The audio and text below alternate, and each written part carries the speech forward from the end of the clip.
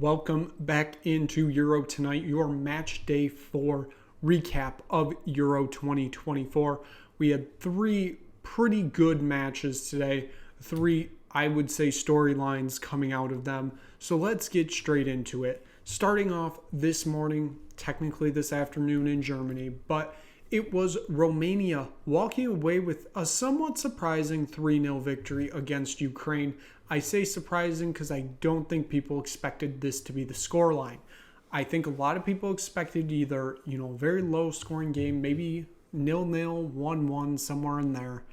But instead, we get a Romania performance that I don't think a lot of people have seen since World Cup 1994, when Romania were just out there scoring bangers in the USA. And, that's kind of how this tournament started for them. 29th minute, Asanasu, just absolute belter of a goal, puts Romania up 1-0 in this game. They take that lead into halftime. And one of my main things the first half, and then it turned out to be the second half too, Radu Dragusin, I said he was going to be a key component in this team.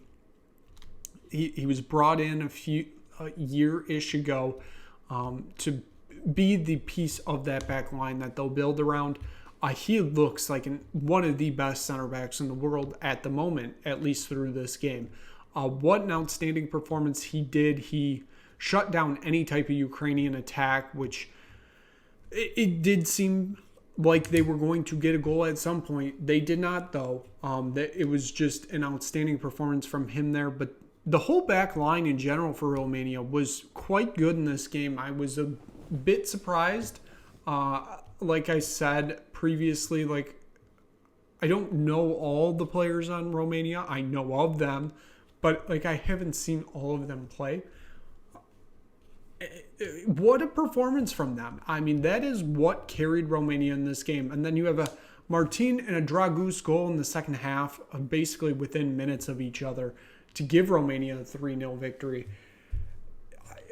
What else can I say? What a performance from Romania. It's one match. Yes, it's a little bit of overreaction, but I do think Romania could be the real dark horse of this tournament. They could make the knockout stages. I think it's much more realistic now, given results in the other game that we will get to in a moment. But I think that it's more realistic now that they can get to the knockout stage and surprise somebody, at least give them a game. This Romania team looks really good. Now, am I hyping them up and Ukraine just isn't that great? That's possible. That is very possible. But I really like this Romania team. I think they play a really interesting style of football. Like I said, Dragusin, I like the way that he played. Sanasu, I liked the way he played also. I thought he was a very integral part in this Romania team today. I'm excited to see where this team goes. They got 2 more group stage games that I think, after seeing this performance and the performance in the other game, they're winnable. I'll give them that. They are winnable. I don't know if they will win it, but they are winnable. And I'm excited to see where it goes with this Romania team. Is this the little dark horse that could?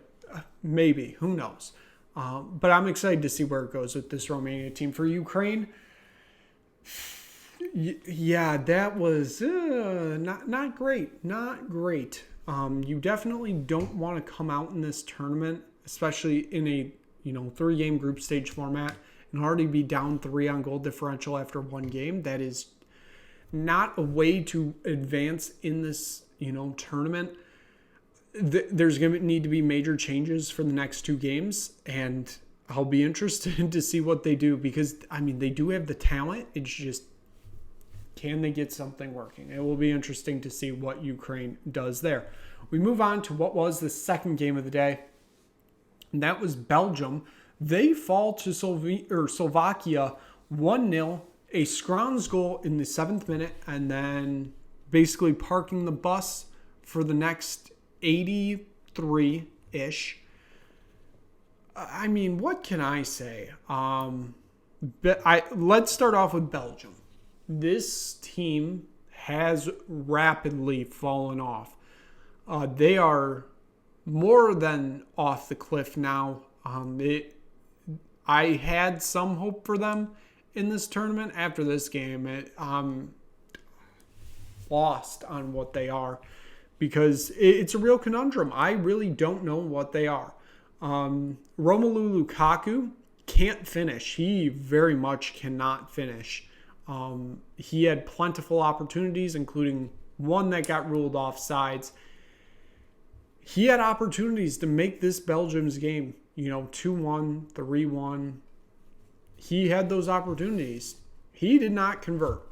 And that is a big problem for Belgium. If you do not have a number 9 that can finish, that's going to cost you games here. And that cost him in this game. And if Lukaku doesn't figure it out, it's going to cost him most likely the next 2 games. What I saw today was just a disappointing performance from this Belgian side that should be much better than Slovakia, but they're not. Slovakia played a perfect game of football today.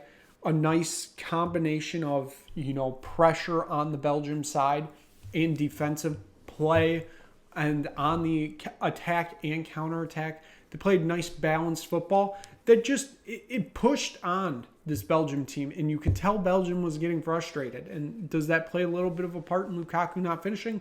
Possibly, but this Belgium team, it's just shocking how far they've fallen off, honestly. It is quite shocking to me that they have fallen this far off. Since they won the third place game in 2018, that seemed to be the peak right there, because they have fallen off a cliff ever since 2018, and it's down and down each year. And I think major changes need to be coming up, and they need to find some youth talent soon, especially in that number 9 position, because Lukaku just is not working. He's just not. He's not. For Slovakia, like I said, almost a perfect game of football from them. I was quite surprised, because sometimes if you score first 10 minutes and you start to sit back like they did a bit, you're just begging Belgium to score an equalizer. Yes, one of them was ruled off for offsides, but they played very well defensively today. I got to give them that. I did not see that coming.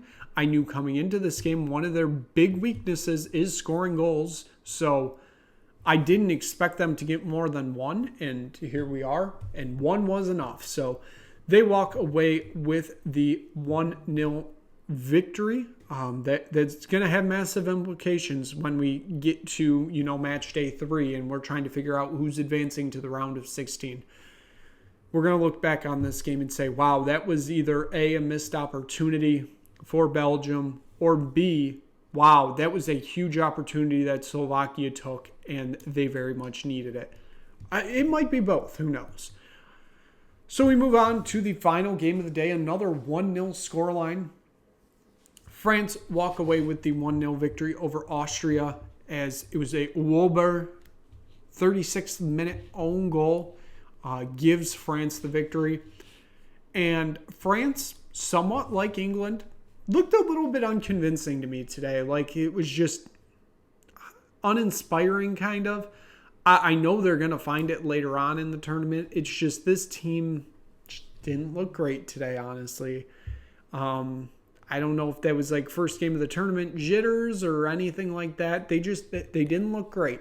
I'm not really worried about them yet. I think if they put up another performance like that, in upcoming games, then, it starts to get worrying, because you start looking at that table. Even though they walked away with 3 points, you never know. The big story coming out of this one, Kylian Mbappe and his broken nose. Late on in the game, 85th, 86th minute, Mbappe gets hit, blood gushing from his nose. It is very much crooked, and he goes down. They try to take him off. He goes back on the field, goes down again so that they can make subs. And he, I believe, went to a local hospital. He's back with the France camp now. It is confirmed a broken nose. It sounds like he will be fine until play. It just sounds like he's going to have to wear a mask for the rest of the tournament, which, if you know the history of masks in soccer, you become basically a superhuman when wearing a mask. So Kylian Mbappe may just start going off in this tournament as soon as he puts that mask on. Who knows? But how is this going to change France's style of play? That's the real question. Is Mbappe going to be limited by that mask? Because a lot of players do complain that like they can't see as well with a mask on than without. Is this going to affect Mbappe, playing the rest of the group stage? I don't think it will, but you never know. How will France overcome the adversity of, Mbappe? Because he is their main guy. I know that they have, stars on stars on stars, especially on the bench. But still, if you're without your captain, still, that's going to have some type of effect. And it will be interesting to see how, France figure this out. Because losing your captain in the first game of the tournament, when he'll most likely be back. But, that's tough. That is very tough. So I'll be interested to see how France develop going into their second match of this tournament. So given that, let's pull up the whiteboard for your group standings. Group D is officially finished after it was not finished yesterday. The Netherlands still top of the group. France sit in second. They both have 3 points. They both have a +1 goal differential. And then third and fourth, Poland and Austria both sit on 0 points, both with a -1 goal differential. Obviously, that Netherlands-France game probably going to decide who finishes first in this group, most likely. It just seems like that's the way it's going to go. Then we look at Group E. They both played their first games today. Romania sits top of the group with 3 points and a +3 goal differential. So that may be huge for them come match day 3 when they are trying to figure out, who's advancing to the round of 16. Slovakia also on 3 points. They have the +1 goal differential. Belgium and Ukraine both have 0 points so far. Belgium has a -1 goal differential and Ukraine has a -3. So that will wrap up day 4 of Euro 2024. So we are almost through one whole match day of Game 1 games. We only have one group left that will kick both their games off tomorrow. It is Turkey and Georgia kicking off early on at noon Eastern. And then it is Portugal and Czechia at 3. And once those games are over, all of match day 1 is over. And then starting Wednesday, we are into match day 2 games where we could potentially start seeing some clinching scenarios for the round of 16. So it's going to be an exciting time. It comes very fast and then it's gone. It really does seem that way. Like we're almost a third of the way through the group stage games, which is just absolutely insane to say. What else can I say? This tournament is the best. We saw some great football today. Can't wait for tomorrow. For match day 5 recap of Euro tonight, we will be here once again. So thank you so much for watching. If you just stumbled across this video, click like, click subscribe, tell anybody you know about it. Like I said, we'll be back tomorrow night for a match day 5 recap of those 2 Group G games. So thank you so much for watching. We will see you again tomorrow night for another episode of Euro Tonight.